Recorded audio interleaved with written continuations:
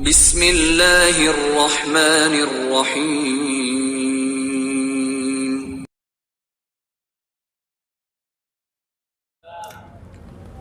Alhamdulillahirabbil alamin wa bihi nasta'inu ala umuri dunya waddin. Wassalatu wassalamu ala asrafil anbiya wal mursalin wa ala alihi washabbihi ajma'in, amma ba'd. Masyarul muslimin jamaah salat isya dan tarawih Masjid Al-Hidayah yang dirahmati Allah Subhanahu wa taala. Puji syukur kita panjatkan kehadirat Allah. Sampai dengan detik ini kita masih diberikan kekuatan oleh Allah Subhanahu wa taala untuk dapat beribadah bulan Ramadan ini dengan sebaik-baiknya.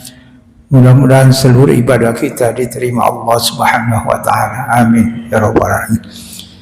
Jemaah sekalian, ketika Ramadan datang, kita diperintahkan oleh Rasulullah SAW untuk menyambutnya kehadiran Ramadan itu, memberikan ucapan atau tahniah menyambut kedatangan bulan Ramadan. Rasulullah SAW menjelaskan di dalam khutbahnya di hadapan para sahabat waktu itu, beliau mengatakan, qad ja'akum syahrul Ramadan syahrul mubarak. Telah datang kepada kalian bulan Ramadan, bulan yang penuh berkah. Lalu kemudian Allah Subhanahu wa taala memfasilitasi kita agar kita mudah untuk beramal, beribadah di bulan Ramadan ini, yaitu dengan dibukanya pintu surga, ditutupnya pintu neraka, dibelenggu setan, dan di malam itu juga dilipat gandakan pahala amal. Saat ini Ramadan sebentar lagi akan meninggalkan kita. Apakah kemudian kita biarkan begitu saja Ramadan itu pergi, atau kita ada perasaan duka di dalam hati kita? Biasanya ketika seseorang itu bertemu dengan penuh suka, maka ketika berpisah itu penuh dengan duka. Itu biasanya. Ada yang pengalaman nggak? Dulu begitu kali ya. Jemaah yang dirahmati Allah Subhanahu wa taala, Rasulullah SAW memerintahkan kita, atakum Ramadan sayyidus suhur famarhaban bihi wa ahlan. Bahwa kita diperintahkan oleh Rasulullah SAW menyambut dengan penuh kegembiraan, karena Ramadan itu adalah raja dari segala bulan yang di dalamnya penuh berkah. Ketika Ramadan akan meninggalkan kita, maka perlu kita koreksi diri kita. Sudah berapa banyak berkah yang kita peroleh di dalam bulan Ramadan ini? Mungkin kalau berkat kita sudah setiap hari ya, sore hari kita dapat takjil, itu berkat ya. Tapi kalau berkah ini kita tidak tahu ya, sudah berapa banyak berkah yang kita peroleh. Ada beberapa macam manusia hamba Allah itu menghadapi bulan Ramadan. Kita teringat kisahnya Raja Iskandar Zulkarnain. Kenal Pak? Bapak Iskandar Zulkarnain? Hah? Paling kenal Pak Iskandar Kang Pitu ya. Gitu. Iskandar Zulkarnain kalau kita baca di dalam surat Al-Kahfi ya, surat Kahfi itu, di situ ada cerita rinci tentang Raja Iskandar Zulkarnain yang kaitannya nanti dengan Ya'juj dan Ma'juj itu kisahnya ya. Iskandar Zulkarnain saat itu akan melakukan perjalanan untuk berperang bersama pasukannya. Ini tertuang di dalam bukunya Profesor Hamka, yaitu Tasawuf Modern. Itu ada sebagian dicuplik ini yang berkaitan dengan puasa. Dikisahkan sebelum berangkat berperang itu, maka Iskandar Zulkarnain memberikan pengarahan kepada seluruh pasukan bahwa kita akan berangkat di malam hari. Ini yang akan disampaikan dengan berbagai macam ketentuan-ketentuan yang disampaikan oleh Raja Iskandar Zulkarnain. Lalu ada peringatan di situ, ada petunjuk yang diberikan kepada seluruh pasukan yang ada. Nanti ketika berada di perjalanan itu kalian akan melewati sebuah sungai. Nah, sungainya cukup lebar dan kalian akan menyeberang di sungai itu dan tidak terlalu dalam sungai itu. Kalau kita bayangkan kan sungai-sungai di negara-negara Timur Tengah sana ya tidak terlalu seperti sungai kita. Tidak seperti kita bayangkan sungainya seperti Bengawan Solo, Berantas. Kalau nyemplung di situ ya kelelep gitu ya.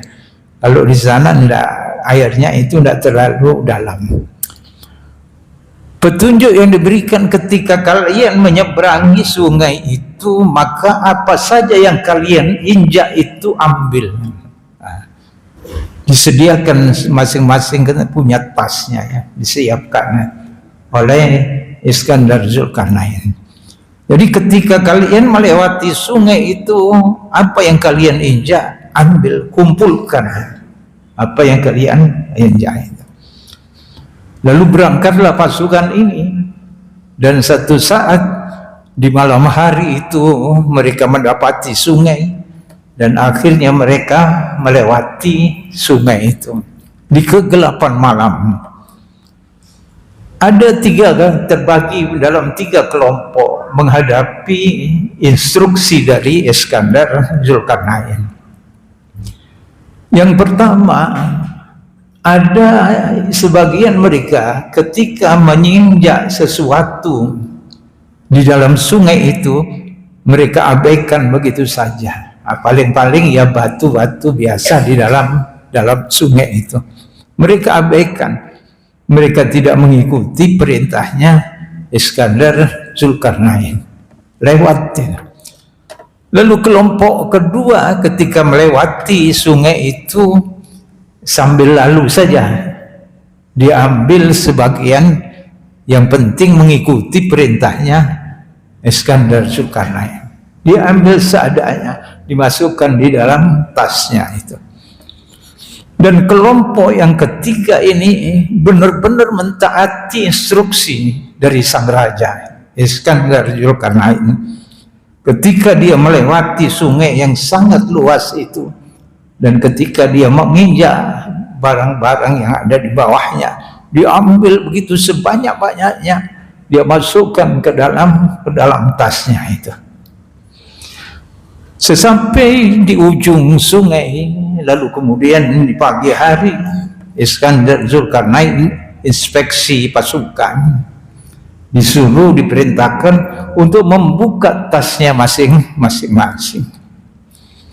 Kelompok yang pertama ketika dibuka tasnya tidak ada isinya, dia tidak ambil sesuatu yang ada di dalam sungai itu. Lalu kemudian inspeksi yang kedua, kelompok yang kedua, sebagian mereka itu mengambil apa adanya. Yang ada di dalam tasnya itu ya apa adanya. Tidak banyak yang mereka kumpulkan, karena mereka hanya memenuhi perintah saja. Lalu kelompok yang ketiga itu, tasnya sangat berat. Dia bawa sebanyak-banyaknya, dia masukkan, meskipun dia merasakan berat di dalam perjalanan itu. Ternyata apa yang ada di dalam tas itu ketika dibuka, diinspeksi oleh Iskandar Zulkarnain, yang ada di dalam tas itu adalah mutiara. perhiasan yang begitu indah. Jadi kelompok yang pertama merasa kecewa karena dia tidak mengambil barang-barang yang ada di dalam sungai tadi. Ternyata apa? Mutiara yang sangat indah. Kelompok yang kedua cukup gembira karena dia juga mendapatkan sebagian dari mutiara itu. Dan kelompok yang ketiga yang tasnya itu penuh dengan perhiasan mutiara ini, dia sangat bangga dan gembira. Dia merasa puas karena dia mendapatkan mutiara yang sangat banyak.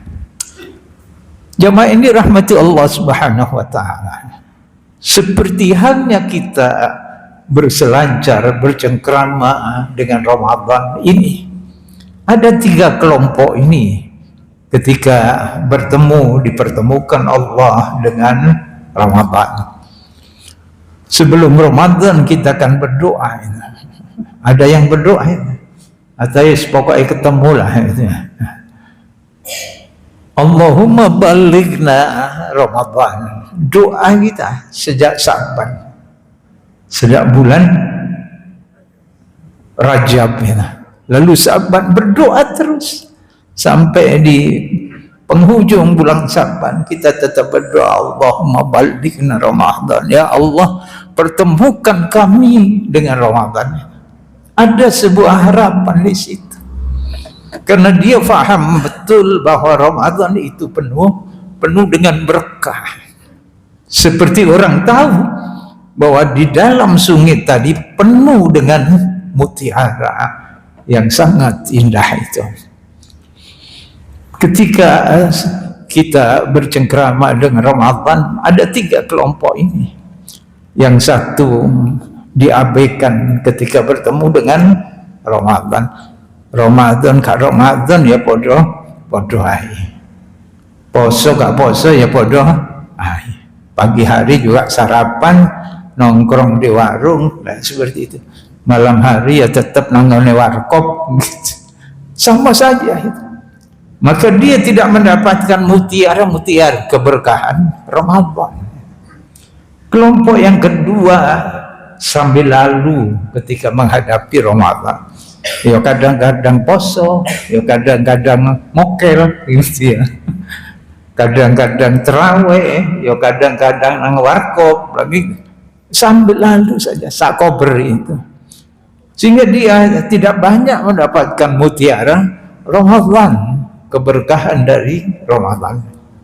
Dan kelompok ketiga inilah yang mengambil sebanyak-banyaknya keberkahan di bulan Ramadan.